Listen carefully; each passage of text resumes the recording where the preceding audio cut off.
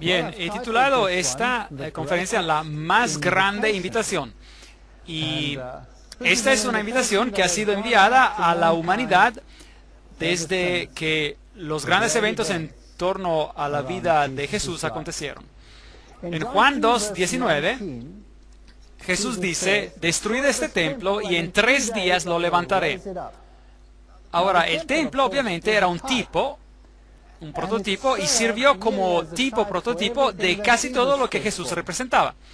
Y en un sentido, nosotros también podemos llegar a ser parte de un templo espiritual que Dios está preparando. Y Él dice: el que venciere lo haré un pilar en mi casa, en mi templo. Así que hay un templo espiritual que se está preparando. Pero aquí Jesús está hablando de un templo, diciendo este templo, y en 3 días lo levantaré. Bueno, el templo era bastante magnífico. Aquí vemos una réplica de él que fue construido en miniatura, y encontrarán esta réplica en Jerusalén. Y los judíos le respondieron en Juan 2:20, dijeron luego los judíos: en 46 años fue este templo edificado, y tú en 3 días lo levantarás. Pero el versículo 21 nos dice de lo que se trataba. Pero él hablaba del templo de su cuerpo. Así que Jesús estaba prediciendo que él iba a morir y que en 3 días él resucitaría de los muertos. Ahora, los judíos utilizaban una forma de cómputo inclusivo, de modo que si murió antes de la puesta del sol el viernes, ese fue el primer día, el sábado reposó en la tumba, y el primer día de la semana él resucitó, y cualquier porción de un día se consideraba un día completo, de modo que esos fueron 3 días. Y él habló de su resurrección. Ahora, si va a Jerusalén, encontrará este sepulcro en un jardín donde algunos aseguran que es donde Jesús descansó, y parece ser muy probable que ese sea el lugar correcto. Y aquí hay un surco, una arboleda, y en esta arboleda debió haber habido una piedra gigante, una piedra plana gigante que pudo haber sido rodada para retirarla, y eso es más o menos lo que parecía. Es un lugar interesante, lo descubrieron mientras hacían unas excavaciones, y cuando se encontraron con esto, se sorprendieron, porque todo encaja tan bellamente en su lugar. En una de las primeras conferencias hablamos de donde Jesús caminó, y vimos algunos datos interesantes en relación a este mismo lugar. El versículo 22 dice en Juan 2, por tanto, cuando resucitó de los muertos, sus discípulos se acordaron que había dicho esto, y creyeron en la Escritura y en la palabra que Jesús había dicho. Juan 2:22. Ahora, ¿a qué escrituras se estaban refiriendo? Obviamente, las únicas escrituras que tenían entonces eran el Antiguo Testamento. Y por lo que se refiere al Antiguo Testamento, al libro de Isaías, donde hay una maravillosa historia sobre el Mesías y sobre la forma en que sufriría y moriría, y el hecho de que sería crucificado entre criminales. Y tenían que ser textos como estos a los cuales ellos pensaron. Juan 2:22. Primera de Corintios 15, 14, 17 y 18, esos versículos, toma esta resurrección y nos dice cuál es su importancia. Y si Cristo no resucitó, vana es entonces nuestra predicación. Todas las otras grandes religiones del mundo veneran ante los sepulcros de sus fundadores. Pero no es así con el cristianismo. El sepulcro de Cristo está vacío. Y así dice: si Cristo no resucitó, vana es entonces nuestra predicación. Vana es también nuestra fe, vuestra fe. Y si Cristo no resucitó, vuestra fe es vana. Aún estáis en vuestros pecados. Porque solo por medio de la muerte y la resurrección de Cristo pueden ser perdonados mis pecados. Y esto es algo que el mundo debe comprender. Porque existe este movimiento hoy para que todas las religiones se unan como si estuvieran en el mismo nivel una con otra.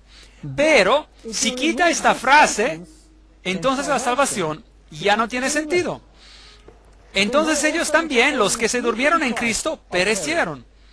Así que, en otras palabras, aquellos que murieron en Cristo están esperando la resurrección, la cual es garantizada por medio de la muerte y de la resurrección de Cristo.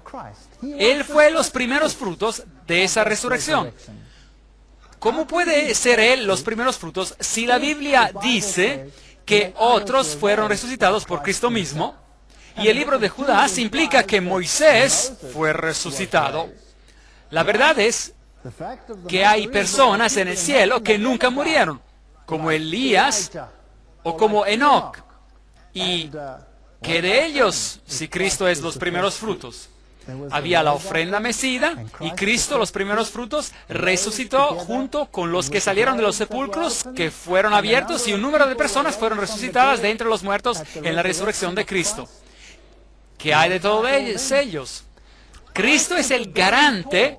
En otras palabras, aun si personas fueron trasladadas antes de la muerte de Cristo, fue bajo la presciencia, la garantía de que Cristo moriría y sería resucitado de entre los muertos y vencería al pecado. Por lo que su salvación dependía, al igual que la nuestra, de la muerte y resurrección de Cristo. A este Jesús, entregado por el determinado consejo y anticipado conocimiento de Dios, ¿ve la presencia? Dios sabía que iba a tener éxito. ¿Podría haber fallado? Sí, pudo haber fallado. Él era completamente humano y completamente divino. Pero Él nunca utilizó su divinidad ni una vez para protegerse a sí mismo. Ni una vez. Y así que en su forma humana, en su humanidad, Él podría haber fallado, pero Él venció donde Adán falló. Así que a este, entregado por el determinado consejo y anticipado conocimiento de Dios, prendisteis y matasteis por mano de inicuos, crucificándole, al cual Dios levantó, resucitó, sueltos los dolores de la muerte, de modo que solo en Cristo hay salvación, por cuanto era imposible que fuese retenido por ella. A este Jesús resucitó Dios, de lo cual todos nosotros somos testigos. Hechos 2, 23, 24, 32. ¿Podemos ser nosotros hoy en día testigos de la resurrección de Cristo, sí o no? Sí podemos. Sí podemos, porque solo en Cristo uno encuentra el tipo de transformación que vemos en personas que lo han aceptado y que lo han seguido en todos sus caminos. Sin Él es imposible, por lo que Cristo debe estar vivo. Y si usted elige caminar con Él y tener una experiencia con Él, entonces sabrá que Él no se está pudriendo en algún sepulcro, sino que Él es el que resucitó de los muertos y está sentado a la diestra del Padre. Y luego, después de la resurrección, Jesús da la comisión.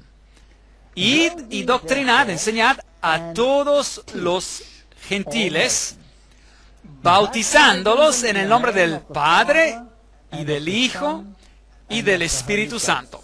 La plena Trinidad, la plena potencia de la Trinidad. Enseñándoles que guarden, ¿qué dice? Todas las cosas que os he mandado, y he aquí, yo estoy con vosotros todos los días hasta el fin del mundo. Mateo 28, 19, 20. ¡Qué tremenda comisión! Y esa comisión abarca todo. No se puede dejar una parte aquí y una parte allá. Se debe enseñar todo. Por lo tanto, una relación que culmina en el bautismo es basada en la verdad, se basa en la palabra, porque lo que Cristo les enseñó, ya sea a través de los profetas o personalmente, es la palabra de Dios. Y no podemos tomar porciones de ella, la tenemos que tomar toda. Guarden todas las cosas que os he mandado. ¿Habló Cristo a través de los profetas en el pasado, sí o no? Claro que sí. Todas las cosas fueron creadas por Él y para Él, y sin Él nada de lo que ha sido creado fue creado. Así que todo desde el principio viene de Cristo. El bautismo es mencionado 80 veces en el Nuevo Testamento. ¿Le parece que eso era importante en esos entonces? Yo lo creo. No es solo una cosa fugaz. Se menciona 80 veces. Juan 3:23 dice, Juan bautizaba también en Enón, hablando acerca de Juan el Bautista, junto a Salim, que es otro nombre para Jerusalén, porque había allí muchas aguas. Entonces, para bautizar, ¿se necesita un poco de agua o una buena cantidad de agua? Se necesita una buena cantidad de agua. Juan 3:23. Por lo tanto, ¿qué significa ser bautizado? La palabra griega es baptizo, que significa bañar, sumergir o hundir bajo el agua. Y debe haber un significado específico también, porque Dios no hace nada al azar. Todo lo que Dios hace y dice tiene un sentido, tiene un profundo significado espiritual. Dios no es un Dios que dice así es y ya. Así que bautizar significa sumergir bajo el agua, y este es el río Jordán, y aquí es donde Juan el Bautista bautizó, porque había mucha agua allí. Mateo 3, 5, 6 dice, y salía a él Jerusalén y toda Judea y toda la provincia de alrededor del Jordán, y eran bautizados por él en el Jordán, confesando sus pecados. Ahora, ¿qué es el pecado? Hemos aprendido acerca de esto. ¿Qué era eso? La transgresión de la ley. Así que la gente que no vivía en armonía con Dios, venían aquí, confesaban sus pecados, y el bautismo era un símbolo del lavamiento del pecado. Y venían y razonaban, y Juan el Bautista hablaba palabras indecisas o palabras claras y cortantes. Palabras claras y cortantes. Y luego eventualmente Jesús mismo vino a Juan el Bautista, y Juan el Bautista sabía que Jesús era el Mesías. Y le dijo a Jesús, yo no te voy a bautizar, tú debes bautizarme a mí, yo no soy digno de desatar o atar la correa de tus zapatos. Y Jesús dijo, deja ahora, porque así nos conviene cumplir toda justicia. Entonces Juan le dejó. Ahora tenemos una pregunta aquí. Si el bautismo es un símbolo de lavar los pecados, por lo menos es uno de los símbolos, ¿era necesario que Jesús se bautizara? ¿Cometió él algún pecado? No. Él dice, el diablo viene y tiene ¿cuánto de mí? Nada, nada, ni un pecado. Jesús fue el Hijo de Dios totalmente sin pecado y mancha. ¿Por qué era entonces necesario que se cumpliera toda justicia y que Jesús también se sometiera a la ceremonia del bautismo? Porque Jesús no es solo nuestro Salvador, no es solo nuestro Dios, Él es también nuestro ejemplo. Así que Jesús pone el ejemplo, y se dice en la Biblia que si usted sigue a Cristo, debería caminar así como Él caminó. Así que estudiar la vida de Cristo es estudiar el caminarse cristiano, y Cristo fue bautizado. Y Jesús, después que fue bautizado, Mateo 3:15, subió luego del agua. ¿Qué es lo que nos dice eso de la manera en que fue bautizado? Debió haber estado sumergido en el agua. Eso es lo que dice. Así que Jesús estaba sumergido en el agua. En ese momento el cielo se abrió y vio al Espíritu de Dios que descendía como paloma y venía sobre él. Mateo 3:16. Así que el Espíritu de Dios descendió no siendo una paloma, pero sino como una paloma. Ahora, ¿cómo desciende una paloma? Suavemente, suavemente. Y hubo una voz de los cielos que decía, este es mi Hijo amado, o que yo amo, como dice la Nueva Versión Internacional en inglés, en quien tengo complacencia. Mateos 3, 16, 17. Cuando alguien es bautizado, ese mismo privilegio le pertenece. Cuando se sumerge, lo mismo le ocurre. El Espíritu Santo desciende como una paloma. Y Dios dice, este es mi hijo o hija amada, en la cual tengo contentamiento. De manera que la paloma no necesariamente significa literalmente a una paloma, pero los atributos de una paloma son lo que encontraremos en la función del Espíritu Santo. Eso es algo que vale la pena estudiar. Dios ungió con el Espíritu Santo y con poder a Jesús de Nazaret. Hechos 10:38. Ahora, la palabra poder allí implica los medios, el mecanismo, los instrumentos, por así decir, para decirlo simple y sin rodeos, para hacer todo lo que Él iba a hacer. Porque Él, siendo completamente humano y sin embargo completamente divino, no iba a utilizar su divinidad para su propio beneficio. Y en todas las cosas Él fue tentado al igual que nosotros, por lo que Él recurrió al mismo poder al cual nosotros podemos recurrir, el cual anduvo haciendo bienes y sanando a todos los oprimidos del diablo, porque Dios era con Él. Hechos 10:38. De manera que el poder del Espíritu Santo, en el poder del Espíritu Santo, Él salió haciendo el bien y predicando el Evangelio de la salvación en Él por los siguientes 3 años y medio. Ahora, los fariseos habían oído que Jesús hizo y bautizó a más discípulos que Juan. De manera que Juan el Bautista no era el único que estaba bautizando. Y de hecho dice, Jesús mismo no bautizaba, sino sus discípulos. Pero los discípulos bautizaron a la gente según lo que Juan hacía. Ahora, nos planteamos otra vez la pregunta, ¿por qué es que Jesús no bautizó? Porque Él es el que está tipificado en el bautismo. Él es puesto como un ejemplo, pero sus discípulos fueron los que bautizaron después. Juan 4:1-2.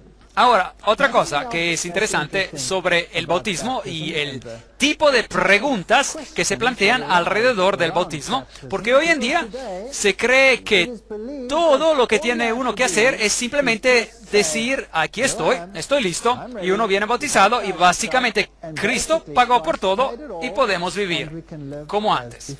Pero Jesús colocó a la gente bajo la gracia y luego los llamó a la obediencia. ¿Recuerdan eso? Lo mencionamos anteriormente. El caso clásico fue María Magdalena.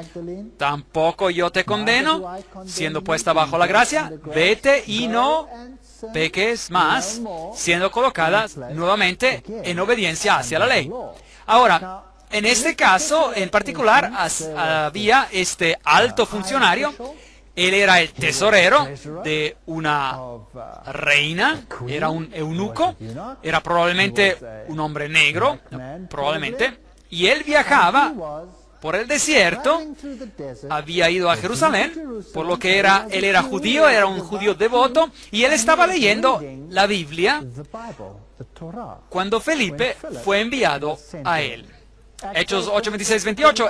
Empero el ángel del Señor habló a Felipe diciendo, levántate y ve hacia el mediodía al camino que desciende de Jerusalén a Gaza, el cual es desierto.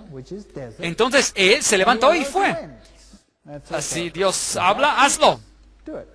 Y aquí un etíope, eunuco de gran autoridad, en virtud de Candace, reina de los etíopes, que tenía el cargo de todos sus tesoros. De manera que él era el ministro de finanzas. Eso es lo que él era. Pero él era un judío, porque él había venido a Jerusalén para adorar. Era la Pascua. Y había venido a adorar en ese día en particular. Estaba él, por lo tanto, familiarizado con los derechos y las leyes y los juicios del sistema judío. ¿Sí o no? Sí. Y era un judío devoto que había venido para adorar. De manera que conocía todo sobre el Antiguo Testamento. ¿Creen que conocía los 10 mandamientos? Por supuesto. Conocía los 10 mandamientos y vino para adorar. Y se volvía sentado en su carro y leyendo el profeta Isaías, Hechos 8, 26, 28. Y así Felipe llega hasta él, es invitado a subir al carro y se sienta con él y habla con él y le dice, ¿qué lees? Y él dice, estoy leyendo el profeta Isaías. Y él le dice, ¿entiendes lo que estás leyendo? Y él lee un pasaje de la Escritura que habla sobre el Cordero que fue llevado ante sus trasquiladores y no abrió su boca y fue llevado al matadero. Y Felipe le preguntó, ¿sabe de lo que se trata? Y curiosamente el eunuco dice, ¿cómo puedo al menos que alguien me lo explique? Es fascinante. Dios opera así. Trabaja a través de las personas e informa a las personas de la verdad por medio de su pueblo. Y aquí estaba un devoto judío que estaba estudiando el libro de Isaías y estaba buscando para encontrar una respuesta, y Felipe estuvo allí para darle esa respuesta. Felipe corrió enseguida a él y lo escuchó leer el profeta Isaías y dijo, ¿entiendes lo que lees? Y él dijo, ¿y cómo podré si alguno no me enseñare? Diferentes traducciones dicen, si nadie me lo explica, nueva versión internacional, por ejemplo, y rogó a Felipe que subiese y se sentara con él. El pasaje de la Escritura que leía era este: como oveja a la muerte fue llevado, y como cordero mudo delante del que lo trasquila, así no abrió su boca. Y así Felipe se lo explicó. ¿Qué era lo que le faltaba a este judío? Tenía la ley, tenía la Torá, sabía lo que era ser obediente y seguir los preceptos de Dios, pero ¿qué era lo que él no sabía? No sabía quién era el Mesías. Y así que Jesús fue presentado a él por Felipe.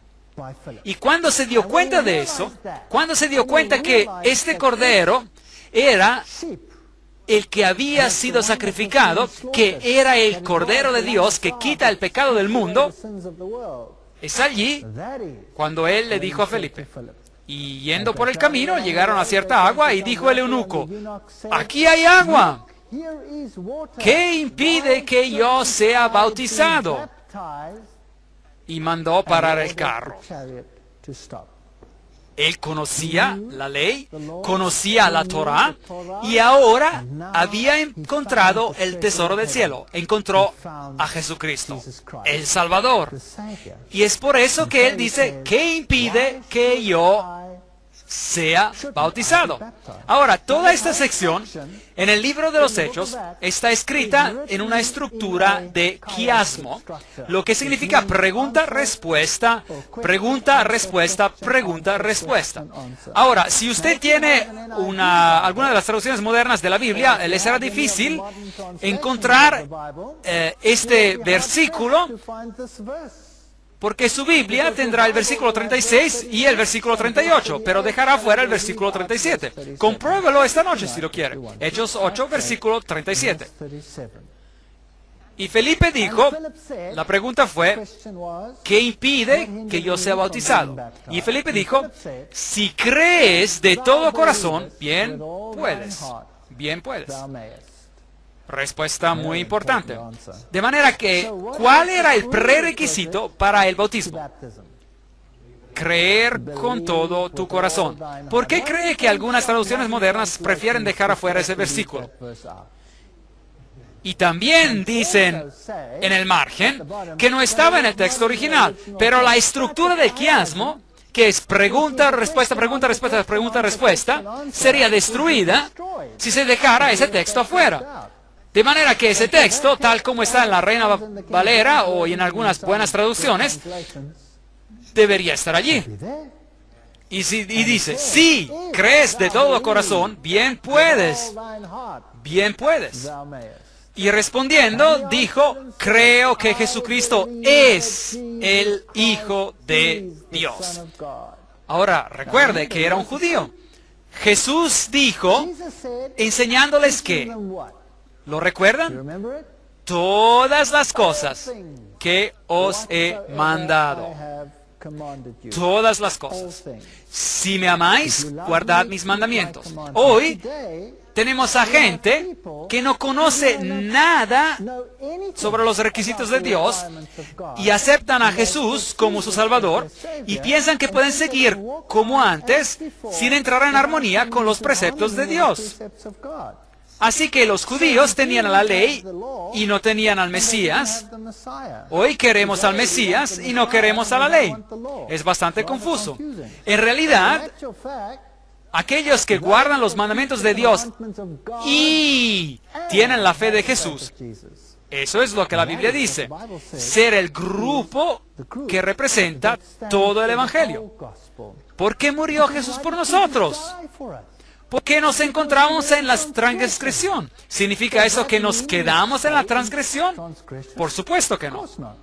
Así que es muy importante. Si crees de todo corazón, bien puedes. Y respondiendo dijo, creo que Jesucristo es el Hijo de Dios. Esto era lo que él le faltaba. Él no conocía al Mesías. Y cuando él aceptó al Mesías como su Salvador personal, fue bautizado. Y descendieron ambos al agua, Felipe y el eunuco, y le bautizó. Hechos 8, 36, 38. Así que en todos los ejemplos que tenemos, vemos que la Biblia habla de un bautismo y que es un bautismo de inmersión. Ahora, si nosotros vamos a la iglesia primitiva, veremos que en la iglesia primitiva también se bautizaba por inmersión. Aquí hay una cruz bizantina y una antigua iglesia bizantina y esta está en ruinas, por supuesto, y si camina a través de estas ruinas hay una antigua pila bautismal donde se bautizaba a estas personas. De más cerca se puede ver que allí uno bautizaba por las escaleras, uno bajaba ahí y allí era donde ellos bautizaban. Así que la iglesia primitiva, después de Cristo, bautizaba por inmersión. Esta aquí es una pila bautismal interesante. Esta es también una iglesia bizantina y esta fue construida allí donde vivían los esenes. Y estas iglesias primitivas, todas tenían fuentes bautismales con escalones que conducían hacia abajo. Esto es en el desierto, donde no hay mucha agua, por lo que tenía una pila bautismal más pequeña, pero el bautismo por inmersión es ciertamente posible también aquí, en una fuente como esta. Si usted visita las iglesias antiguas, también nos revelan el método que se utilizaba en los tiempos anteriores. Esta es una iglesia del siglo I en Filipia. Esta era la pila bautismal donde las personas eran bautizadas. Y si se pregunta de dónde se originó el bautismo por aspersión o por infusión, vertiendo el agua sobre la frente de un infante, bien, entonces tienen que ir a Roma para descubrirlo, debido a que es de allí de donde se origina. Y aún si va a algunas de las iglesias más antiguas de Roma, todavía encontrará grandes pilas bautismales. Y aquí en Capodicea, en Turquía, la ciudad oculta de algunos cristianos en la Edad Media, allí también encuentran el bautismo por inmersión. Y tenían estas pilas bautismales profundas, donde uno bajaba por las escaleras y venía bautizado por inmersión. Algunos de los relieves y algunas de las pinturas que tenemos de ese periodo temprano, si vamos a Rusia, por ejemplo, aquí tenemos el bautismo del rey ruso Vladimir el Grande, una pintura de eso, por la iglesia primitiva bizantina. Hoy la iglesia ortodoxa es un vestigio de eso. También vemos su bautismo por inmersión. Y aquí hay un relieve temprano donde Cristo está siendo bautizado en un fresco de África. Y allí lo tienen también de pie bajo el agua. Y el agua llega hasta su cintura. Así que, ¿de dónde sale este bautismo infantil? Si la Biblia habla sobre el bautismo por inmersión. Y si la Biblia dice, si crees de todo corazón, bien puedes. ¿Puede un niño creer con todo su corazón? ¿Puede un infante tomar una decisión, sí o no? ¿Quién toma la decisión por el niño? Los padres hacen la decisión por el niño. Y el niño, que no puede tomar una decisión aún, que no tiene la capacidad de comprender, viene cubierto por los padres. El Nuevo Testamento dice, Pablo dice, que si usted tiene un matrimonio, y cuando solo una de las personas en este matrimonio está en Cristo, entonces el marido es santificado por la fe de la esposa, o la esposa es santificada por el esposo, y demás que dice, vuestros hijos serían inmundos. 1 Corintios 7:14, texto fascinante. En otras palabras, cuando vemos a los bebés y a los niños pequeños, la responsabilidad de su conducción y su crecimiento y de su capacidad final para tomar una decisión por sí mismos, esta responsabilidad cae sobre los padres. Y Jesús, ¿qué hizo Él con los pequeños? Los bendijo. Él dijo, dejad a los niños venir a mí y no se lo impidáis. Y Él los bendijo. Y reprendió a los discípulos cuando trataron de impedir que los niños vinieran a Él. Pero este bautismo infantil no es bíblico. Viene de un rito antiguo, viene de Babilonia. Porque los niños eran dedicados por medio de ese sistema en la antigüedad. Incluso tomaban niños en algunos ritos y sumergían a todo el niño, pero a la mayoría solo le hacían una infusión o lo aspergían. En el sexto siglo después de Cristo tenemos la introducción del bautismo infantil. Ahora, el dios Jano, que era el de la doble cabeza, el que mira adelante y hacia atrás, tenemos lo mismo en el águila de las dos cabezas, que es de donde viene, nació 2 veces. El agua bendita era usada para los bautismos y se creaba tomando una antorcha del altar y sumergiéndola en el agua, que después se convertía en agua bendita. Y hoy es el mismo tipo de cosas. Toman a una vela en algunos ritos desde el altar y la sumergen en el agua y simboliza el dios Sol sumergiéndose en las aguas de la matriz para renacer como Horus, el Salvador. Así es que es de allí de donde proviene este ritual y de donde proviene el agua bendita. La siguiente maldición fue pronunciada sobre los desertores de la Iglesia Católica.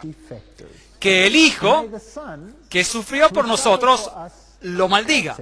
Que el Espíritu Santo, que sufrió por nosotros en el bautismo, lo maldiga. Sea maldito aquel que dice que los adultos deben de ser bautizados. Ese es el libro History of Romanism, la historia del romanismo, página 510. Así que Roma introdujo el bautismo infantil para entrar en armonía con los antiguos ritos paganos. Ahora, a propósito, puede ver en realidad de dónde esto origina. Porque en el rito pagano, el Espíritu Santo y Horus, el dios Horus, son una misma entidad. Y Juno, la paloma, era el símbolo del aspecto femenino de la deidad, de modo que si considera el culto luciferiano, entonces Lucifer es a la vez hombre y mujer, Juno y la paloma, y también es considerado como el Espíritu Santo. Eso lo leemos en los libros de Alice A. Bailey, y lo que es interesante aquí es que dice, porque todos son uno, que el Espíritu Santo que sufrió por nosotros en el bautismo, que lo maldiga. ¿Sufrió el Espíritu Santo en el bautismo de la Biblia, sí o no? No. El Espíritu Santo descendió suavemente como paloma sobre Jesús. ¿Quién era el que iba a sufrir y morir? Jesús iba a sufrir y morir. Y ciertamente el bautismo que tuvo lugar no refleja este bautismo, pero refleja el sumergimiento y la muerte del Dios Sol, pero no de Jesucristo. Así que la maldición del catolicismo romano, con la que uno está maldito si usted representa el bautismo de adultos, nos dice de dónde viene.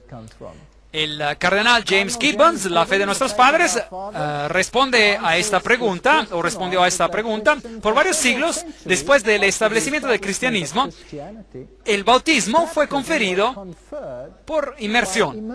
De manera que Roma lo admite, que la inmersión total era la forma en que el bautismo tomaba lugar. Pero desde el siglo XII, la práctica del bautismo por infusión, eso es derramar el agua sobre la frente, ha prevalecido en la Iglesia Católica, ya que esta manera es llevada a cabo con menos inconvenientes que el bautismo por inmersión. ¿Tiene eso sentido? Esto no tiene sentido para nada. Juan 3:3 dice, de cierto te digo, que el que no naciere de nuevo no puede ver al reino de Dios. Así que este nacer de nuevo representa una muerte y una resurrección. Y el bautismo representa esa muerte y esa resurrección, la que nosotros experimentamos en Cristo. No fue sino hasta el concilio de Ravenna, en el 1311 después de Cristo, que el rociar y el derramar agua fueron oficialmente aceptados como teniendo una validez al igual de la inmersión en el rito del bautismo. Así que los ritos paganos fueron introducidos suavemente, y hoy en día allí están arraigados, y si no los sigue, entonces usted está bajo maldición. Así que, como con todas las doctrinas extrañas que tenemos en el mundo cristiano de hoy, tenemos que ir a Roma para encontrarlas. Este sistema en que la Iglesia y el Estado trabajan en conjunto para lograr una forma unitaria de religión, que será la adoración última del ángel con la antorcha, el caído, Lucifer. Bien, Roma es muy impresionante, muy espectacular. Esta es la estatua de Moisés, que fue esculpida por Miguel Ángel, y tiene un pequeño corte en la rodilla, y nos dicen que Miguel Ángel miró a la estatua y dijo que era perfecta. Y luego le arrojó el cincel y le dijo, ¡levántate! Y por supuesto no se levantó, solo recibió un pequeño corte en la rodilla. Eso es la historia. ¿Será verdad o no? No sé. El gran Pontifex Maximus, Pontífice Máximo, el gran constructor de puentes para tomar el lugar de Jesucristo, el que es el puente entre el cielo y la tierra, ciertamente no es él, el Pontífice Máximo, sino es Jesucristo. Así que con todos esos sistemas, nosotros encontramos que Roma es quien está detrás de todo. Y es la que está recibiendo los elogios y la adoración hoy. Se afirma que el bautismo infantil trae al niño a la familia de Dios. Y luego ellos afirman que este es el nuevo pacto que cubre a toda la familia.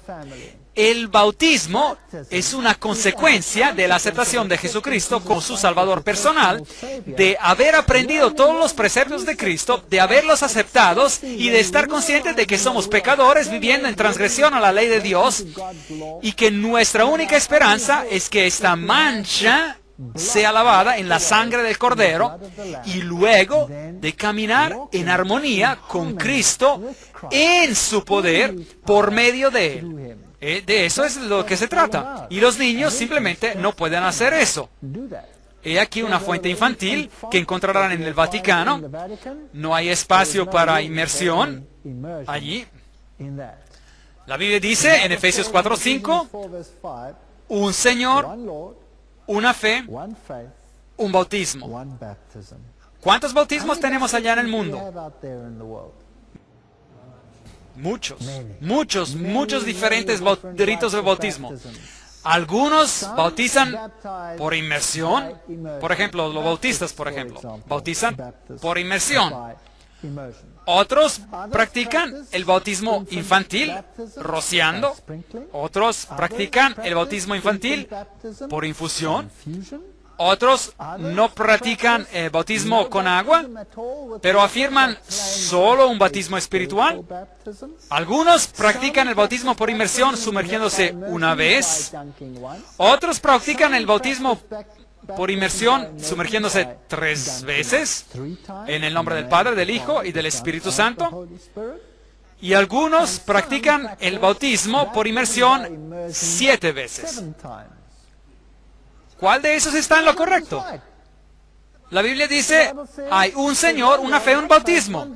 Seguro, tendría que ser muy simple resolver el problema. Uno tiene que ir a la fuente de referencia. ¿No es eso correcto? ¿Y cuál es la fuente de referencia? La Biblia. Entonces, ¿por qué la gente no toma la norma de la Biblia, sigue los dictados de la Biblia, y entonces alcanzaremos a tener un solo bautismo? ¿Correcto? ¿Cuántas veces dice que Jesús fue sumergido bajo el agua? Una vez. ¿Dice en algún lado que el eunuco se sumergió un par de veces? ¿Sí o no? No. Así que debería ser posible tener solo un rito. De hecho, cualquier doctrina en la Biblia tendría que ser discernida siguiendo el mismo método. Si una iglesia dice que esta es la manera y otra dice que esta es la manera y otra dice no, esa es así la manera, y las iglesias se están dividiendo todo el tiempo sobre esos asuntos, seguramente que deberíamos de poder ir a la palabra de Dios y decir, bueno, eso es lo que la palabra dice, hagámoslo de esa manera. Y si puede encontrar una iglesia que dice, esto es lo que la palabra dice, hagámoslo en cada uno de los aspectos, bueno, entonces tendrá un Señor, una fe, un bautismo. Pero desafortunadamente no vivimos en un mundo así. Entonces echemos un vistazo al simbolismo del bautismo para que podamos ver lo que realmente implica. Primera de Pedro 3:21. Y esta agua simboliza el bautismo. Ahora nos salva, no quitando las inmundicias de la carne, sino con la aspiración de una buena conciencia hacia Dios. Nos salva por la resurrección de Jesucristo. Así que cuando usted es bautizado, ¿qué está usted conmemorando? La resurrección de Cristo. Ahora, el mundo cristiano dice, recuerda la resurrección de Cristo haciendo ¿qué? ¿Observando qué? Observando el domingo. ¿Eso no es bíblico? Eso no es bíblico. Usted conmemora la resurrección de Jesucristo mediante la participación en el bautismo. ¿Y saben qué? La Biblia nos dice algo interesante. Nos dice, uno es bautizado, resucita y es bautizado en Cristo. Instituyó Jesús también un mini bautismo para recordarnos de este evento.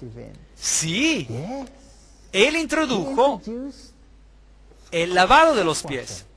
Y Él dijo, haced esto todas las veces que hacéis esto, hacedlo en memoria de mí. Haced lo que os dijo. Bienaventurados seréis si las hiciereis, estas cosas. El lavado de los pies es un mini bautismo que nos recuerda del lavado del bautismo, del renacimiento que tuvimos. En un sentido, usted va por la vida y recoge un poco de polvo por aquí y un poco de polvo por allá, y en el solemne rito de la comunión, cuando usted participa en el cuerpo y en la sangre de Cristo, entonces el lavado de pies forma parte de ello. Y la Biblia dice claramente que tenemos que hacer esto. Bendito, bienaventurados seréis si las hiciereis. Muy pocos lo hacen ahora ya. De cierto te digo que el que no naciere de agua y del Espíritu no puede entrar en el reino de Dios. Juan 3:5. ¿Estará el hombre en la cruz? El ladrón. ¿Estará él en el cielo un día, sí o no? Sí. ¿Fue el bautizado? No. Entonces, ¿cómo puede este texto ser verdad? Ven, si tú no tienes una oportunidad de hacerlo, Dios juzgará la intención del corazón. Y al que sabe hacer lo bueno, dice la Biblia, y no lo hace, le es pecado. Santiago 4:17. Dios pasa por alto los tiempos de ignorancia, pero debemos de tomar todas esas cosas en cuenta. De cierto te digo que el que no naciere de agua, si tiene la capacidad y sabe, debe nacer de agua y del Espíritu. Sin el Espíritu no tiene sentido. No puede entrar en el reino de Dios. Eso es algo muy serio. Juan 3:5. Por lo tanto, si leemos sobre lo que ocurrió en la iglesia temprana, cuando esas conversiones comenzaron a tomar lugar, ellos se quedaron conmovidos profundamente por las palabras de los discípulos después de que habían crucificado a Cristo, y dijeron: hermanos, ¿qué haremos? Y Pedro les dijo: arrepentíos. ¿Qué significa eso? Dar la vuelta. Uno iba en esa dirección y ahora va hacia la dirección opuesta. Uno se encontraba en el pecado y la transgresión y ahora da la vuelta hacia el otro lado. Y bautícese cada uno de vosotros en el nombre de Jesucristo. Hechos 2, 37, 38. En otras palabras, la cuestión en juego es que Jesús era el Mesías al que habían crucificado. Ellos quebrantaron la ley crucificando a Cristo porque dice: no matarás, no asesinarás, y ellos lo hicieron. De manera que tuvieron que arrepentirse, tuvieron que aceptar a Jesucristo como a su Salvador personal y tuvieron que ser bautizados. Hechos 2, 38, 39. Arrepentíos y bautícese cada uno de vosotros en el nombre de Jesucristo para perdón de los pecados. Y recibiréis el don del Espíritu Santo, porque para vosotros es la promesa, y para vuestros hijos, y para todos los que están lejos, para cuantos el Señor nuestro Dios llamare. Ahora, algunos alegan que este texto dice: está bien bautizar a los niños pequeños. ¿No es eso lo que dice? Dice que cuando uno acepta a Cristo, entonces uno será bendecido, de acuerdo al Antiguo Testamento, por miles de generaciones. Dios actúa según la decisión de uno, y uno le da a Dios el derecho de interceder en su propia vida y de protegerlo. Y recibiréis el don del Espíritu Santo, de manera que cuando uno es bautizado, es dotado con un don especial. Antes de eso, uno puede recibir impresiones por parte del Espíritu Santo, uno puede ser conducido por el Espíritu Santo, pero ahora, en su bautismo, uno recibe el don del Espíritu Santo. Y esta promesa es para vosotros y para vuestros hijos, porque los hijos están cubiertos por la decisión y la fe de uno. Y para todos los que están lejos, todas las personas, y para cuantos el Señor nuestro Dios llamare. Así que va para todos los tiempos. Primera de Samuel 15:22 dice: el obedecer es mejor que los sacrificios. Así que si Dios dice esto, y si Dios dice que uno tendría que arrepentirse y ser bautizado, entonces eso es lo correcto de hacer. Efesios 4:11-13, Reina Valera Antigua, dice: y él mismo dio unos ciertamente apóstoles, y a otros profetas, y a otros evangelistas, y a otros pastores y doctores, para perfección de los santos, para la obra del ministerio, para edificación del cuerpo de Cristo, hasta que todos lleguemos a la unidad de la fe y del conocimiento del Hijo de Dios, hacia el hombre perfecto, hasta la medida de la estatura de la plenitud de Cristo. Entonces, ¿cuál es el propósito de estos dones que Dios va a impartir durante el bautismo? Durante el bautismo. Para el ministerio. Para el ministerio. Es para la perfección de los santos. Para la edificación del cuerpo de Cristo. Todos reciben una parte. E incluso la persona más humilde recibe una parte. Incluso aquellos que prácticamente no tienen ninguna gran habilidad, pueden ser también ellos tan bendecidos por Dios y se convierten en poderosos y gigantes dentro de la iglesia. Algunos tienen la capacidad para orar, algunos tienen diferentes dones, algunos tienen dones de la hospitalidad. ¿Quién es más importante? El que hace que alguien se sienta como en su casa y confortable y consuela a la gente, o el que habla el Evangelio. ¿Quién es más importante? El uno no es más importante que el otro. ¿Puede uno decir al otro: no te necesito? Bernabé era conocido por su espíritu suave y por hacer que la gente se sintiera a gusto. Y eso es tan importante como cualquier otro gran don, o de ser un evangelista o un pastor o un maestro. Sea cual sea el don, Dios da a cada uno según como Él, para edificación del cuerpo de Cristo, hasta que todos lleguemos a la unidad de la fe. Ahora, esto nos dice una vez más que lo que vemos allá en el mundo no puede ser correcto. No se puede tener 1000 o 2000 fees o más. Hay una fe, un Dios, una fe, un bautismo, hasta que todos lleguemos a esta armonía. Porque de la manera que un cuerpo tenemos muchos miembros, en un cuerpo tenemos muchos miembros, pero no todos los miembros tienen la misma función. Así nosotros, siendo muchos, somos un cuerpo en Cristo. Ahora, el cuerpo de Cristo es la iglesia. Los miembros del cuerpo, ahora, somos nosotros. Podemos ser partes integrantes de diferentes cuerpos que enseñan diferentes cosas, ¿sí o no? Bueno, ¿qué dicen? Si hay una verdad, un bautismo y una fe, podemos tener diferentes fees y diferentes enseñanzas sobre asuntos que absolutamente que no son bíblicos cuando los comprobamos con la Biblia, ¿sí o no? No. Sin duda tenemos que entrar en armonía cuando se trata de los asuntos de la fe. Así nosotros, siendo muchos, somos un cuerpo en Cristo y todos miembros los unos de los otros. Así que se habla de la unidad en el Espíritu.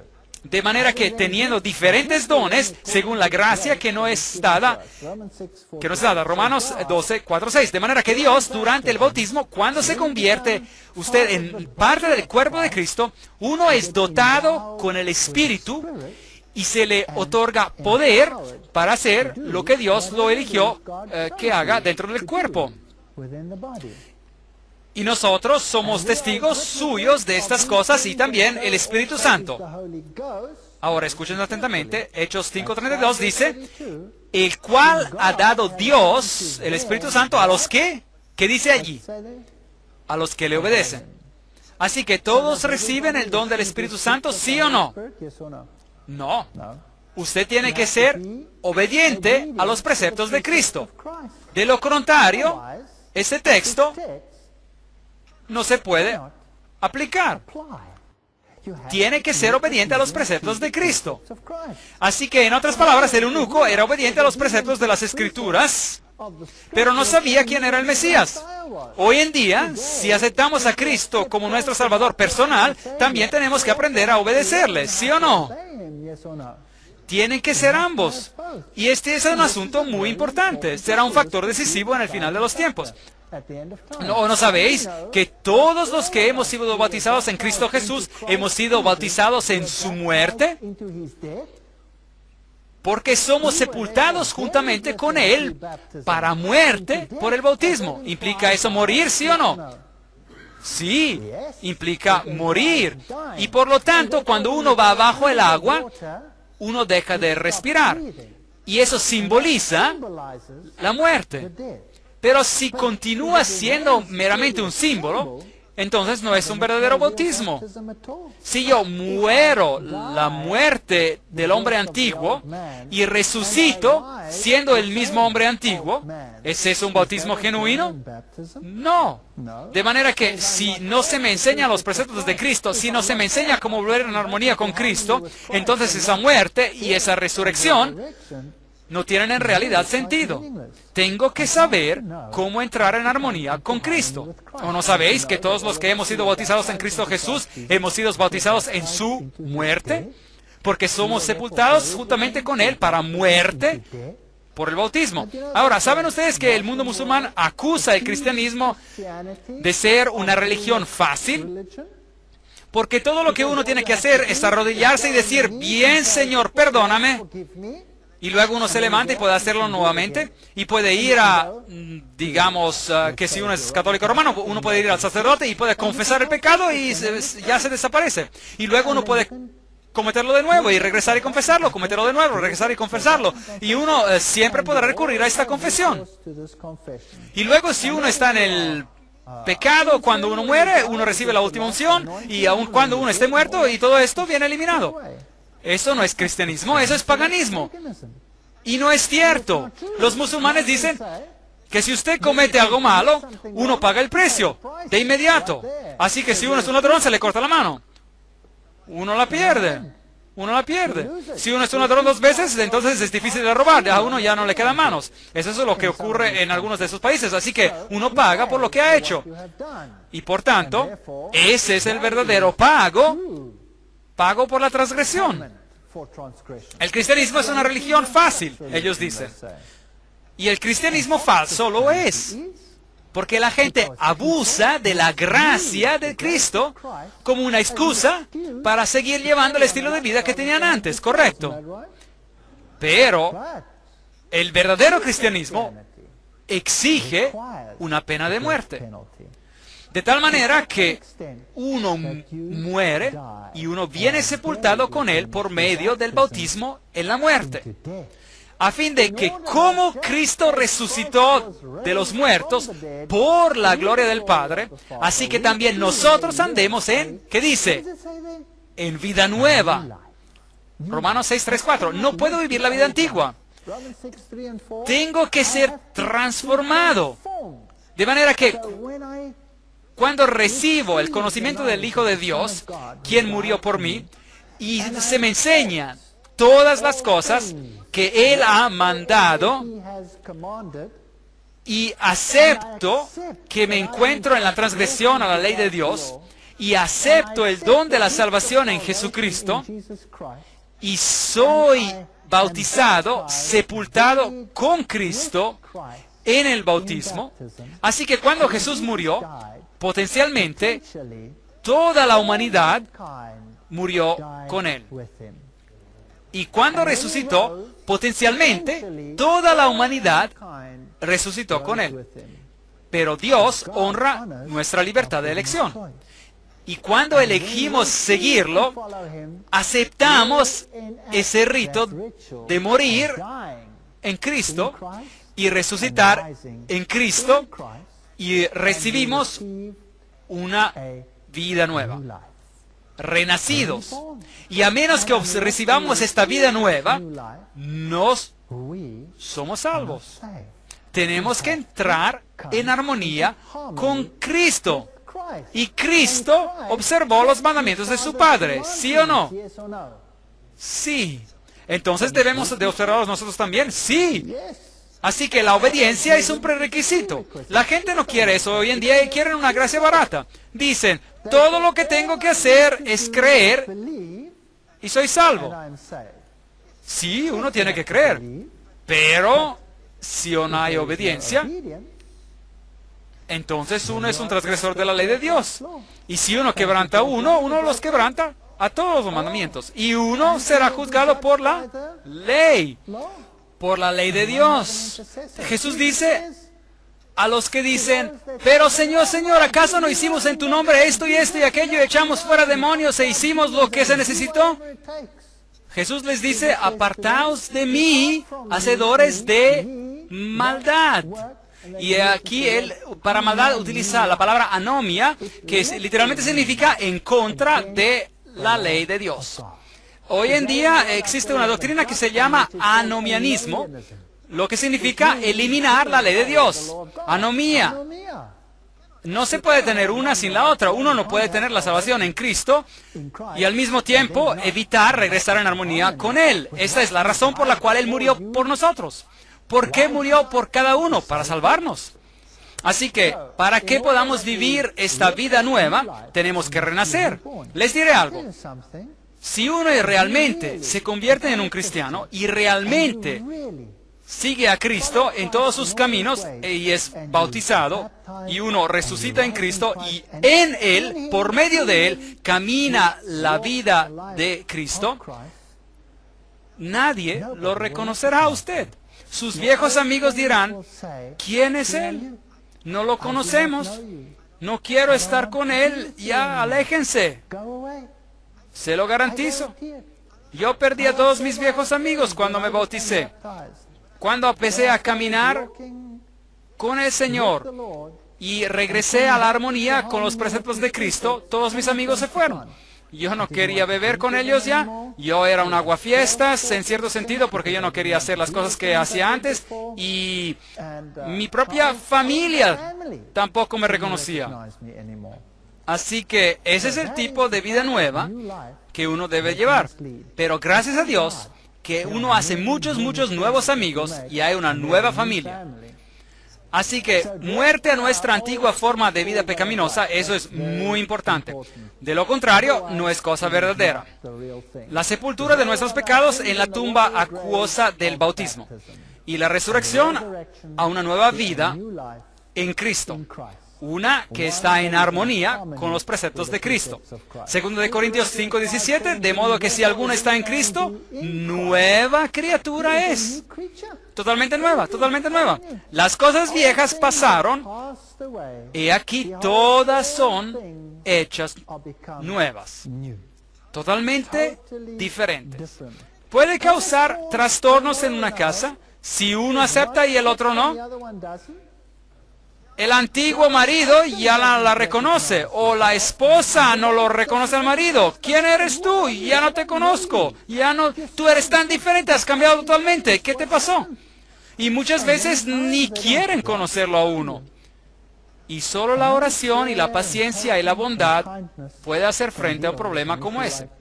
Sabiendo esto, que nuestro viejo hombre fue crucificado juntamente con él para que el cuerpo del pecado, y el pecado es la transgresión de la ley, esa es la definición, es la única que hay en la Biblia, para que el cuerpo del pecado sea destruido, a fin de que nos sirvamos más al pecado. Es muy claro, Romanos 6:6. Así que Jesús lo pagó todo y no hay nada que yo pueda hacer. Nadie puede guardar la ley de Dios en ningún caso. Es imposible. ¿Eso es bíblico, sí o no? Bien, ¿es eso bíblico o no? No, no debemos servir al pecado. ¿Puedo hacerle mi propia fuerza? No, solo en Cristo. Pero, ¿puedo dejar de robar?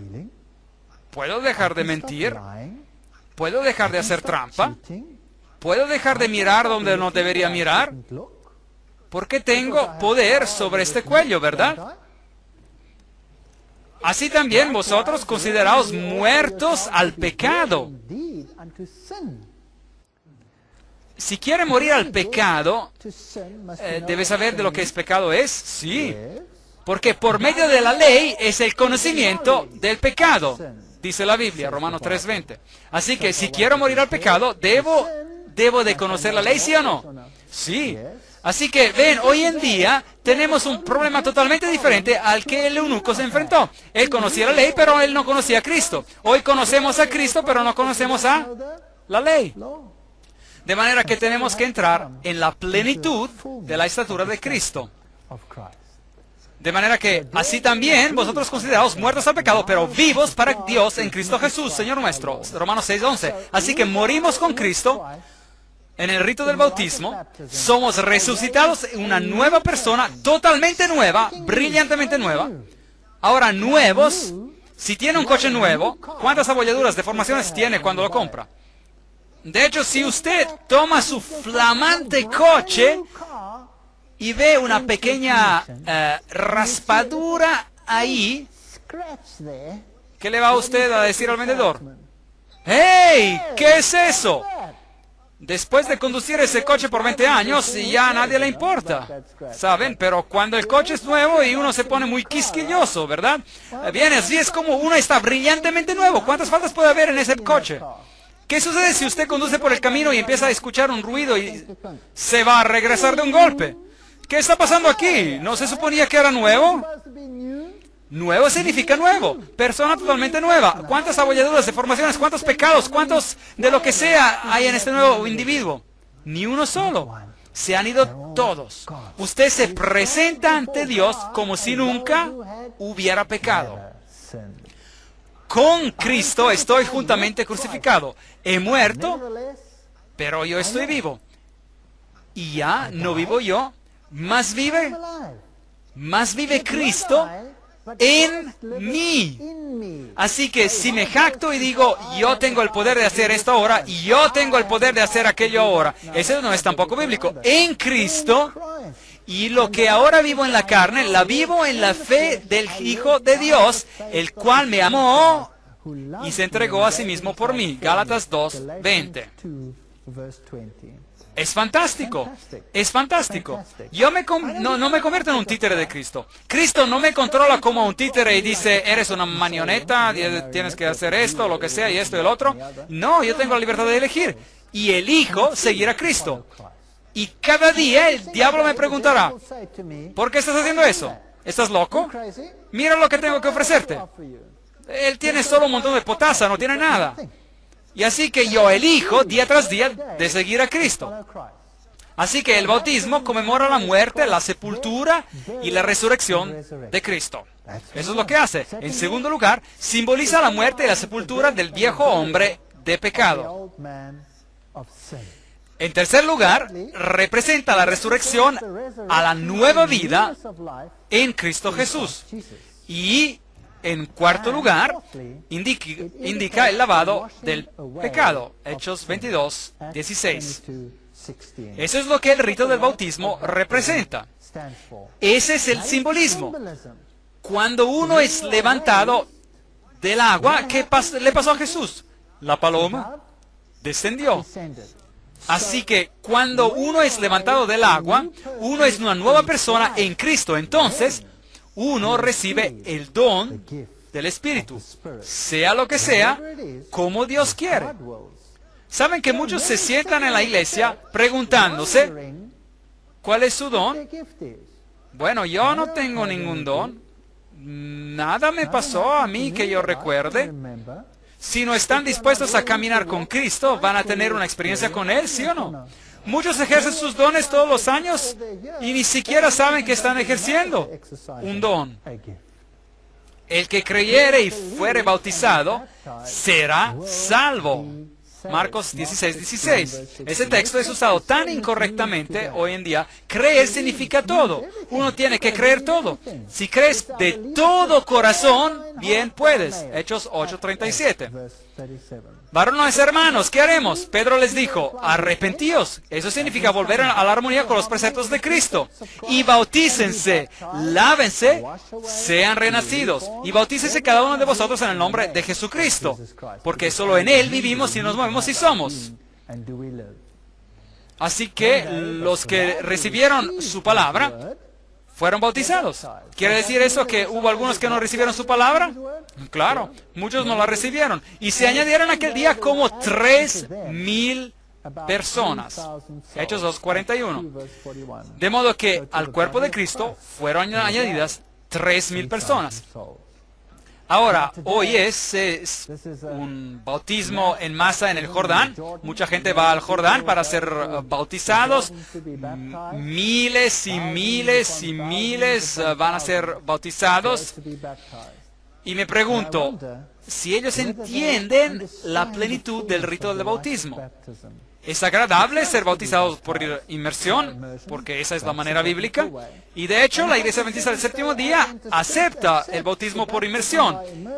Hecho en otras iglesias, si fue hecho según la manera bíblica.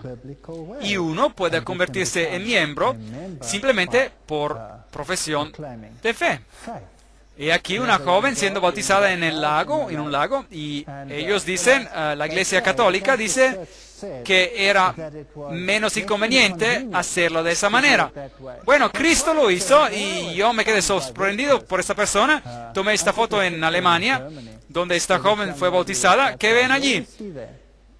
Hielo flotando alrededor. Increíble.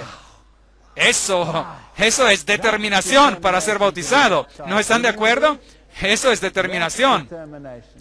Vamos a echar un vistazo a los pasos para la salvación y los veremos según la Biblia. Número 1, uno tiene que aceptar el sacrificio de Cristo. Romanos 3:23. Uno tiene que creer que Él es el camino, la verdad y la vida, y tienen que creer que esa es la forma en que se hace. Hechos 16:31. Número 3, uno debe de confesar. 1 de Juan 1:9. Y debe de haber una decisión. Apocalipsis 3:20. Debemos de tener todos estos 4 componentes. Romanos 3:23 dice, por cuanto todos pecaron y están destituidos de la gloria de Dios. Todos somos pecadores, por tanto, todos deben nacer de nuevo para entrar en el reino de los cielos. Uno debe ser una persona nueva, uno que regrese a la armonía con Cristo, porque uno no va a entrar en el reino de otra manera. Por lo tanto, tiene que nacer de nuevo. Todos pecaron. Hechos 16:31. Y ellos dijeron, cree en el Señor Jesucristo y serás salvo tú y tu casa. La fe abarca a los hijos.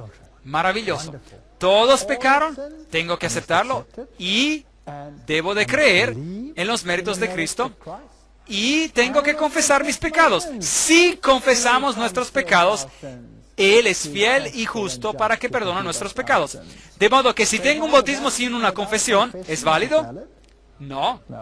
Y nos limpia Él de toda maldad. Primero de Juan 1:9. He aquí, yo estoy a la puerta y llamo. Si alguno oyere mi voz y abriere la puerta, entraré a él y cenaré con él y él conmigo. Apocalipsis 3:20. Esto es lo que amo sobre el carácter de Dios. Él no forza a nadie. ¿Qué hace Él? Él está a la puerta y llama. Él no forza su camino para entrar. Así que, ¿qué debe hacer uno en el análisis final? Uno debe aceptar la invitación, debe abrir la puerta e invitarlo a entrar en su vida. Ahora, ya sabemos lo que bautismo significa. Significa también que yo vengo a formar parte de la iglesia de Cristo cuando soy bautizado. Porque por un espíritu somos todos bautizados. No 10 espíritus, no 20, no 1000, ni 2000, un espíritu. Somos todos bautizados. ¿En cuántos cuerpos? Un cuerpo. Sea que seamos judíos o griegos. Ahora, recuerde que la palabra judío se utilizaba para los primeros cristianos también, y que se los consideraba todavía como judíos o griegos. Sea siervos o libres, y a todos se nos dio a beber de un mismo espíritu. 1 Corintios 12:13. Solo hay uno. Hay solo una verdad. No hay 10 verdades, miles de verdades. Y el Señor añadía cada día a la iglesia los que habían de ser salvos. Hechos 2:47. Así que cuando uno acepta el rito de bautismo, cuando uno acepta a Jesús como su Salvador personal, cuando uno se bautiza, uno se convierte en parte del cuerpo de Cristo. Y ese cuerpo de Cristo debe de ser el que enseña ¿cuántas cosas? ¿Cuántas cosas? Todas las cosas. Porque por un solo espíritu fuimos todos bautizados. ¿En cuántos cuerpos? Un cuerpo. Y Él es la cabeza del cuerpo, que es la iglesia. Colosenses 1:18. Sí, el bautismo por inmersión es personal, pero también es corporativo. Quiere decir que uno viene a formar parte del cuerpo de Cristo. Ahora, ¿qué hay sobre el rebautismo? Si uno ha sido bautizado, digamos que uno ha sido bautizado de una manera que no está de acuerdo según la totalidad del principio bíblico. ¿Qué pasa entonces? ¿Se debe de volver a bautizar? Bueno, veamos lo que ocurrió en Hechos 19:1-5. Pablo, después de recorrer las regiones superiores, vino a Éfeso y hallando a ciertos discípulos les dijo, ¿recibisteis el Espíritu Santo cuando creísteis? Así que habían aceptado a Cristo, eran creyentes, y ellos le dijeron, ni siquiera hemos oído si hay un Espíritu Santo. Entonces dijo, ¿en qué pues fuisteis bautizados? Ellos dijeron, en el bautismo de Juan.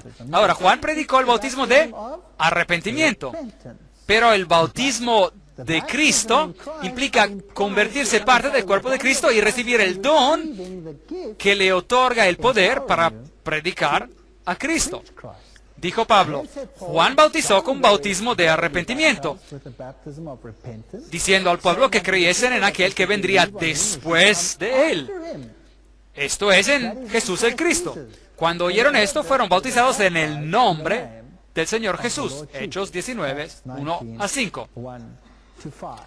Ahora, una vez más, algunas denominaciones van a decir, bueno, eso significa que solo debemos de bautizar en el nombre del Señor Jesús. Pero el Señor Jesús mismo dijo, bautícenlos en el nombre del Padre, del Hijo y del Espíritu Santo.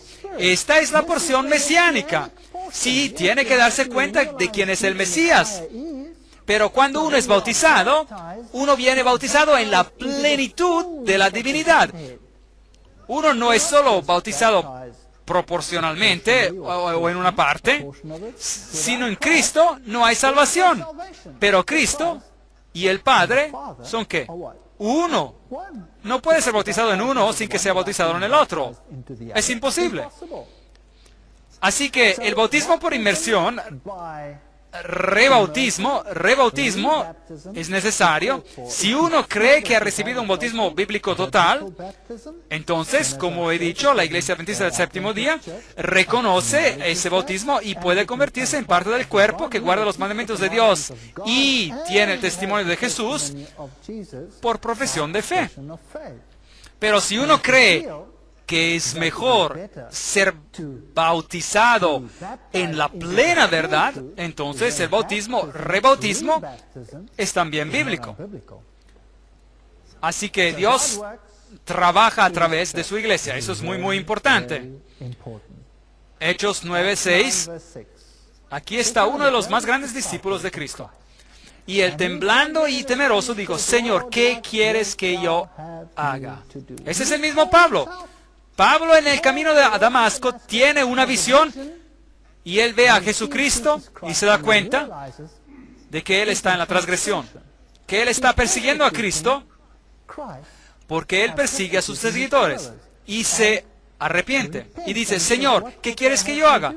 Y el Señor le dice: ¿sabes, Pablo? Te he llamado para que seas un apóstol a los gentiles y quiero que vayas a todas las partes del mundo y que prediques el evangelio de Jesucristo.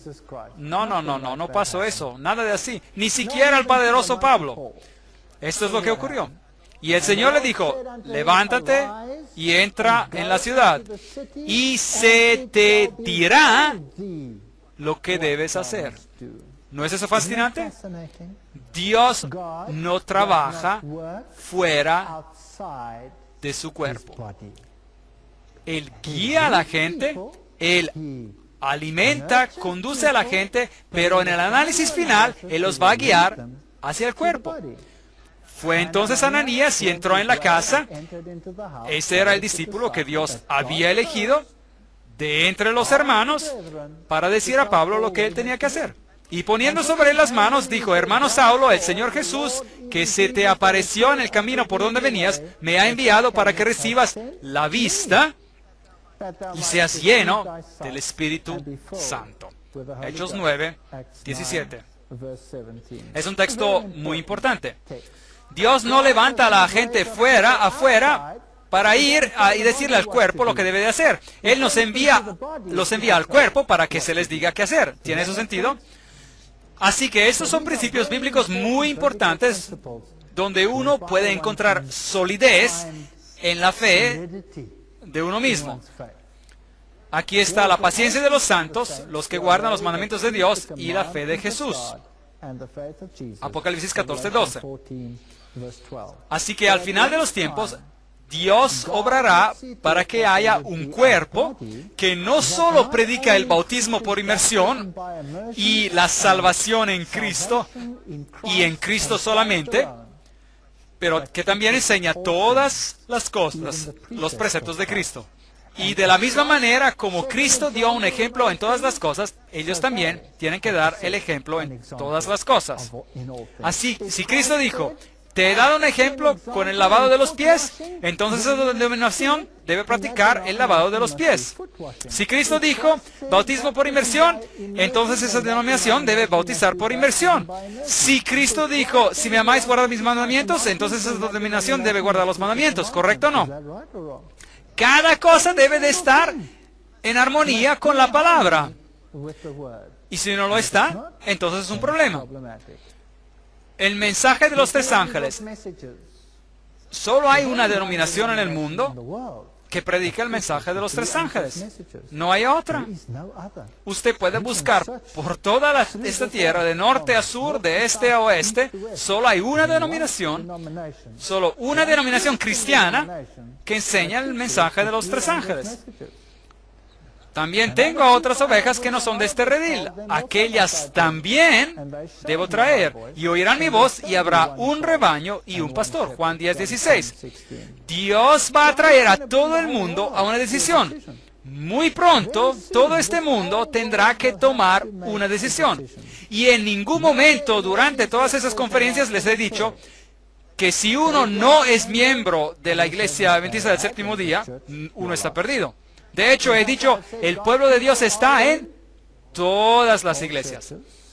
Pero Dios va a llamar a todos a cuentas. Y Él va a decir, elige la marca de la bestia o la marca de Dios.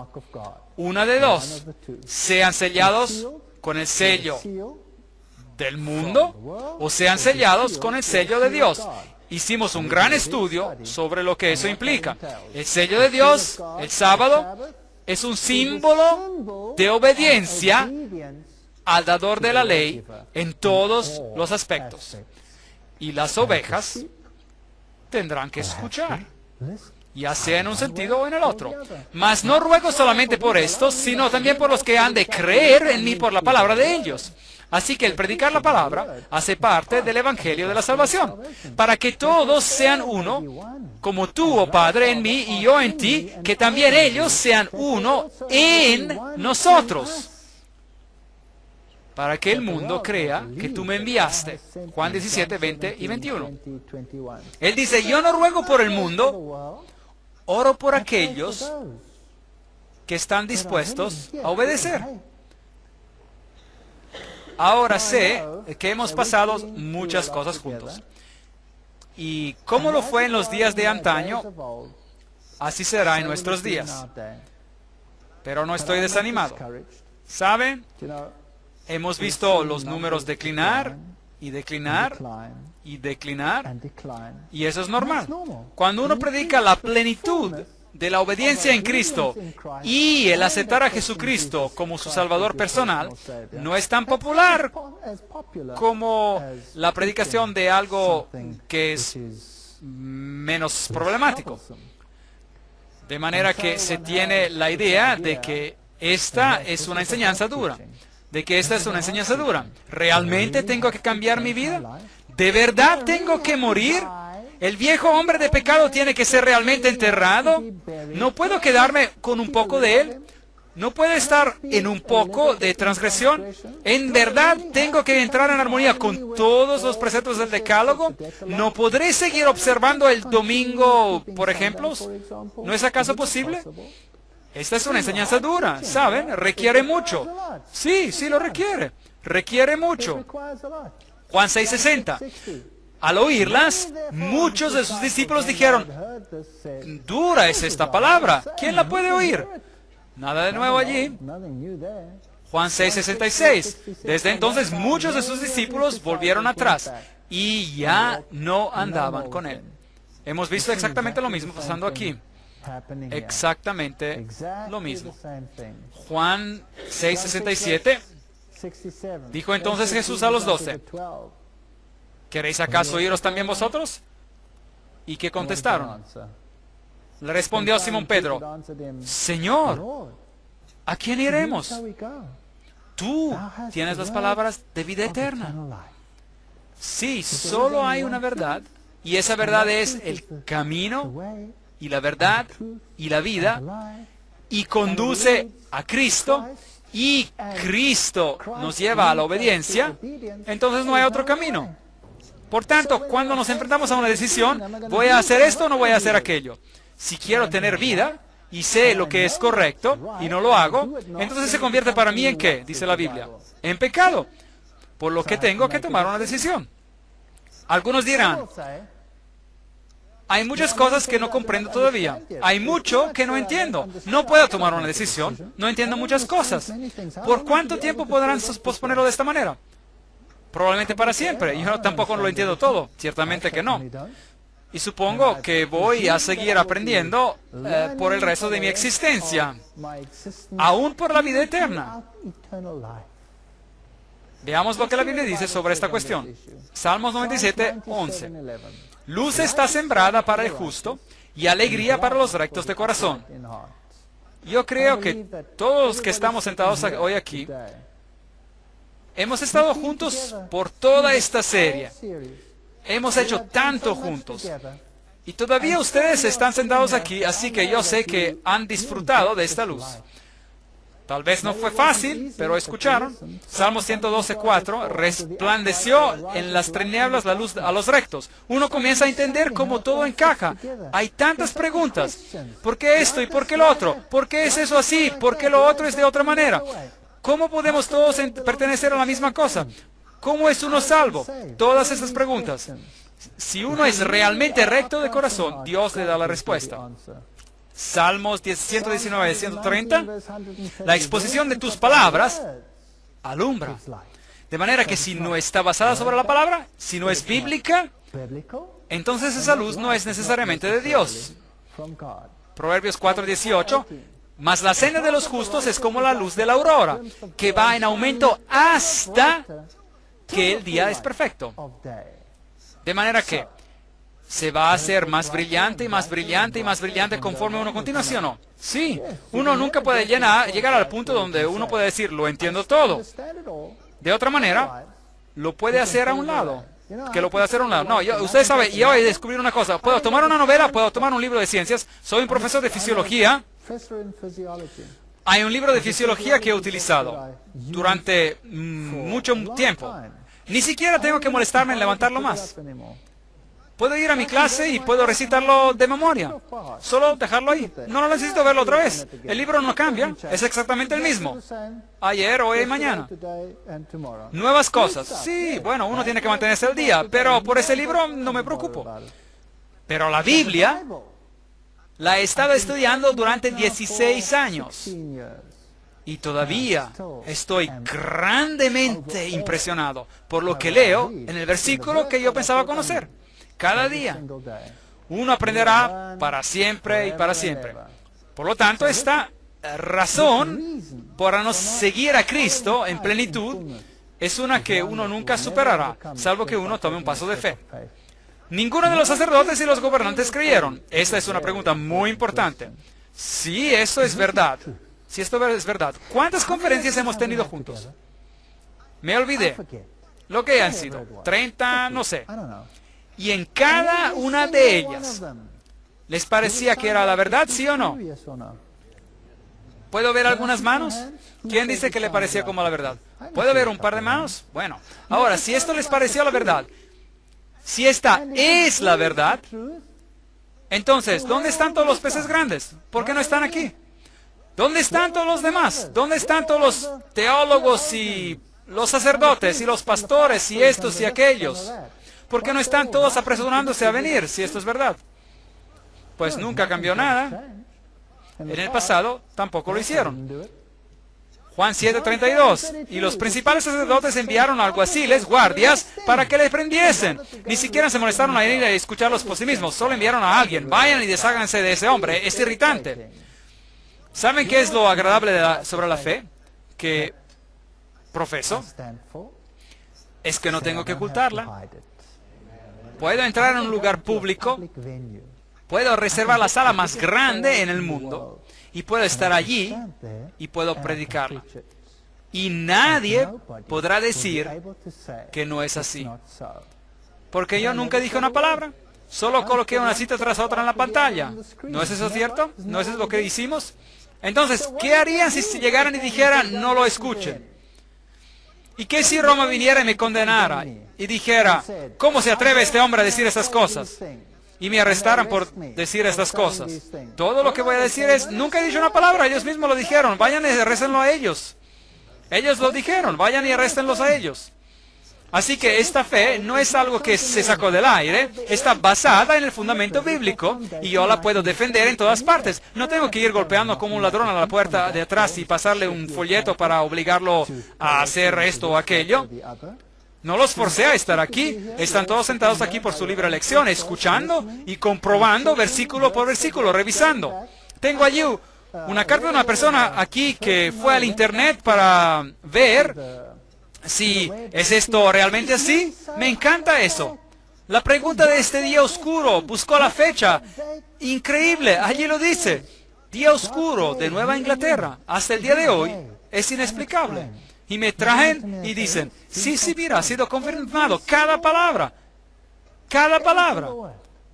Los jefes de los sacerdotes enviaron a oficiales para ir y detenerlo. El versículo 46, ellos regresaron y dijeron a los sacerdotes, lo sentimos, ¿dónde está? Lo enviamos para detenerlo. Y ellos dicen, pero saben, nadie habló jamás como este hombre. Nadie jamás les dio tanto sobre qué pensar como lo hizo Jesús. Versículo 47. Así que también ustedes se han dejado engañar. Replicaron los fariseos. ¿Acaso ha creído en alguno de los gobernantes o de los fariseos? Bueno, estamos en lo mismo, en el mismo barco. Afortunadamente, incluso en los tiempos bíblicos, muchos de los fariseos y de los escribas creyeron. La mayoría de ellos no creyeron, pero muchos de ellos sí creyeron. Nicodemos creyó, a pesar de que vino en el medio de la noche, temiendo que pudiese ser visto, pero él creyó. Y él se convirtió en una fuerza después de eso. Y yo les digo que son miles y miles los que están aceptando esta verdad. Miles, hay millones en todo el mundo aceptando esta verdad. Y siendo añadidos cada día, miles sobre miles sobre miles. En América del Sur, todos los días, 2 o 3 mil personas se añaden cada día.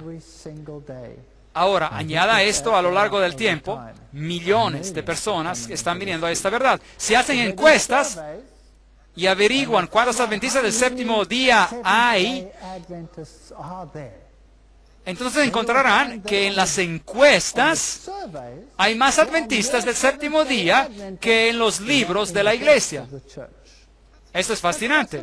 Si un gobierno hace una encuesta en su país preguntando a qué denominación pertenece, hay más adventistas del séptimo día en ese país que en los libros de la iglesia.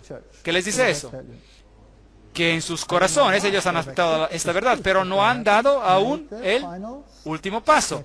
Hay iglesias completas, incluyendo al pastor, iglesias completas que están viniendo a esta verdad.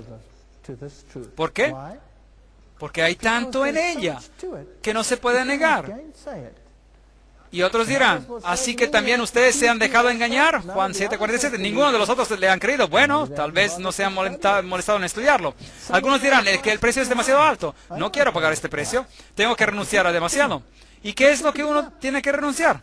Padre mío, si es posible, pase de mí esta copa, pero no sea como yo quiero, sino como tú. Mateo 23:39. Es profundo que Dios debe elegir algo tan simple como la obediencia, un día, para hacer una diferencia entre el bien y el mal.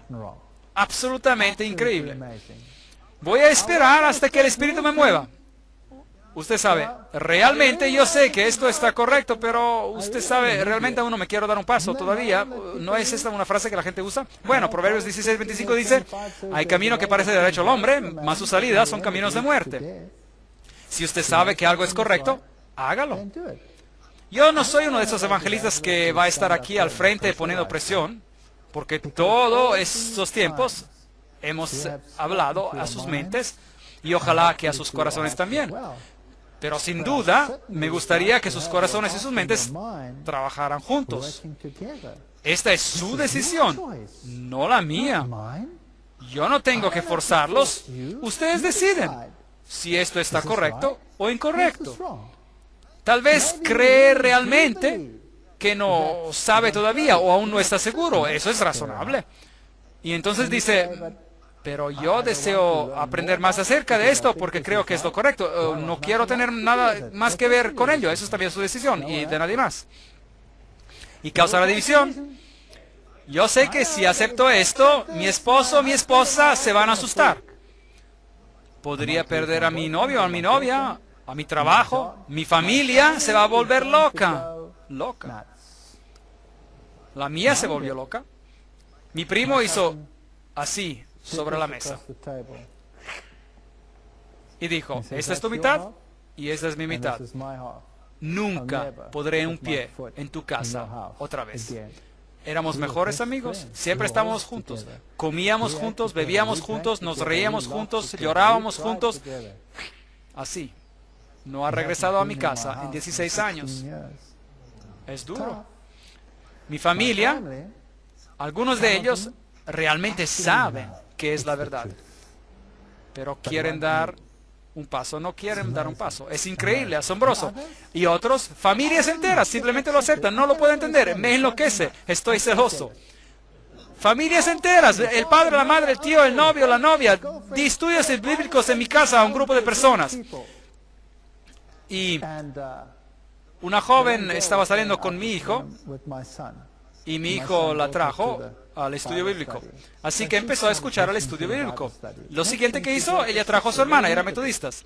Ella trajo a su hermana. La siguiente cosa que hizo, ellas trajeron al padre, y después trajeron a la madre, y después trajeron a los otros novios y los demás, y cada uno de ellos, sin problemas. Increíble. A veces funciona así, uno no sabe, pero sí puede también causar división. Mateo 10, 34, 37. No penséis que he venido para traer paz a la tierra. No he venido para traer paz, sino espada. La palabra va a ser la espada.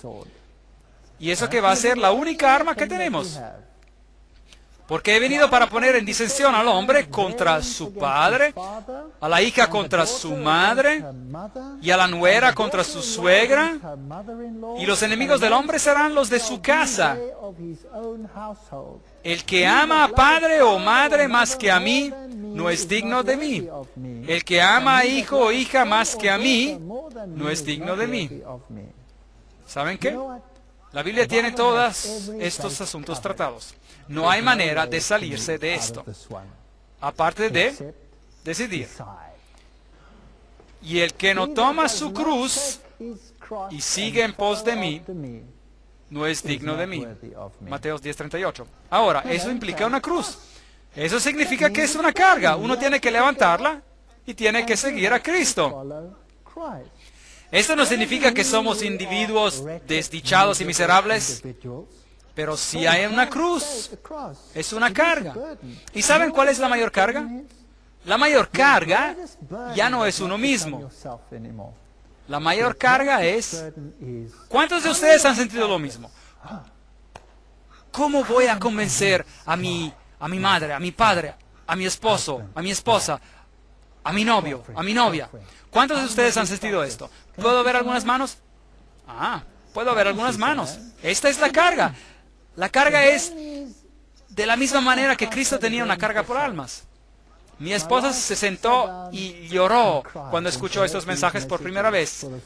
No por ella misma lloraba, sino por sus padres. Su padre, ella amaba a su padre. Él era un hombre tan amable, ahora ella está muerto. Tan bueno, tan generoso.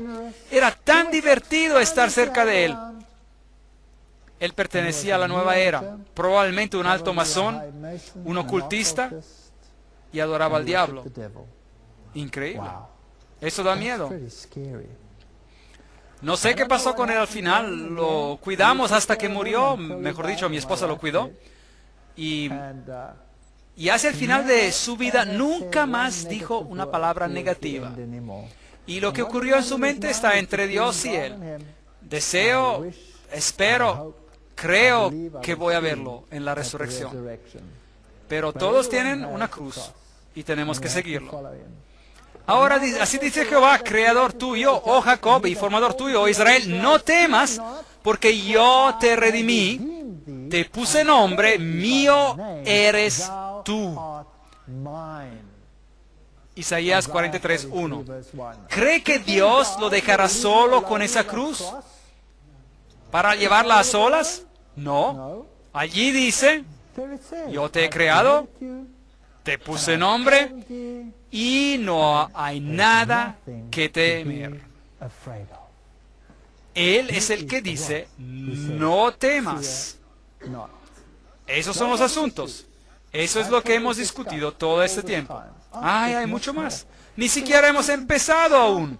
¿Hemos tenido un seminario sobre Daniel? No. ¿Hemos tocado aquí y allá sobre Daniel? ¿Hemos tenido un seminario de Apocalipsis? No hemos tocado aquí y allá en el Apocalipsis. Pero ¿por qué hablo sobre esos dos libros? Porque ellos conciernen en particular a nuestro tiempo, el final de los tiempos. No hemos tocado Isaías, que es toda la Biblia en una palabra profética. Mi libro favorito, Isaías, increíble. Hay tanto consuelo en ese libro. No hemos leído los salmos juntos para determinar los que nos dicen. Algunos de ellos son escatológicos, algunos de ellos son mesiánicos, algunos de ellos son consuelo, algunos son sobre lo que significa arrepentirse. No hemos leído la Torah juntos, no hemos hecho nada. Hemos dado un vistazo a los preceptos y a los principios. Hay mucho más que aprender. Y vamos a continuar con esto. Aunque yo me voy a ir y ya no voy a estar aquí, no soy yo en el que ustedes están interesados. Ustedes están interesados en Jesucristo. Él es todo lo que realmente importa. Y cuando entran en un cuerpo, es a quien sirven. Sirven a Jesucristo. No mira a su alrededor y dice, ¿por qué esta persona aquí? ¿Y por qué esta persona no está haciendo lo que está bien? No es de nuestra competencia saber si está haciendo bien o si no está haciendo bien. Nuestra competencia, nuestra tarea es de seguir a Cristo y de seguir a sus preceptos. Y tenemos que entrar en armonía. Eso significa que yo puedo ir a mi hermano y decir, escucha hermano, ¿por qué sigues haciendo esto cuando la Biblia en realidad dice que esto y aquello y el otro? En amor, uno puede hacer eso, no hay nada de malo con eso. No esperan la perfección, pero esperan la verdad. Y no se den por vencidos hasta que hayan encontrado toda la verdad. Eso es lo que se trata. Y sigan a Cristo, y Él los ayudará, no teman. Él los ha redimido. Así que ese es el asunto. No es que hayamos terminado, pero el asunto es que hemos llegado al punto donde podemos tomar una decisión.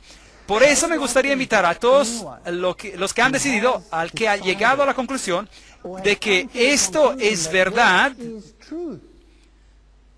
que se quede después del final de la conferencia para que podamos discutir cómo continuar. ¿A dónde vamos después de esto? ¿Qué hago para cumplir con el rito del bautismo? ¿O he sido ya bautizado? ¿O no estoy listo aún? ¿De qué debo hacer? ¿Dónde encuentro más? ¿Qué debo hacer? Uno no puede simplemente huir del cuerpo de Cristo. Ellos venían añadidos cada día. Por lo tanto, quisiera invitar a todos los que están convencidos que hasta ahora hemos escuchado verdad, a que se queden aquí cuando terminemos. Y vamos a hablar brevemente, solo brevemente juntos, respecto a lo que vamos a hacer en camino hacia adelante. Algunos de ustedes sienten que tal vez están listos para el bautismo. Algunos a lo mejor sienten, yo quiero unirme al cuerpo. Algunos podrían sentirse de manera diferente. Vamos a hacer eso después de esta reunión. Sin presión, nada de eso. Es solo su decisión. Vamos a orar. Padre Celestial, gracias Señor por la verdad. Gracias por la palabra que es verdad, desde la primera página hasta la última. Y gracias por el ejemplo que nos has dado en Jesucristo. Ayúdanos a mantener nuestros ojos fijos en ti y a seguirte en toda obediencia.